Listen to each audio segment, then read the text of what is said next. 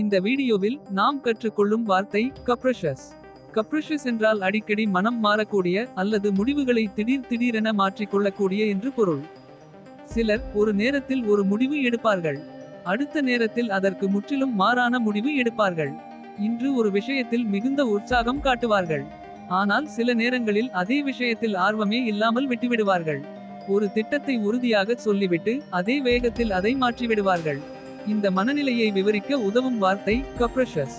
இந்த வீடியோவில் ஒரு சில எடுத்துக்காட்டுகள் உங்களுக்காக கொடுத்திருக்கிறோம். இந்த வீடியோ உங்களுக்கு பயனுள்ளதாக இருக்கும். தெளிவாக ஆங்கிலம் கற்றுக்கொள்ள கான்டினென்டல் அகாடமியில் இணையுங்கள். +2 முடித்த மாணவர்களுக்கான கோடைகால வகுப்புகள் நடந்து கொண்டிருக்கின்றன. ஸ்போக்கன் இங்கிலீஷ் பயிற்சிக்கு கான்டினென்டல் அகாடமியில் இணையுங்கள்.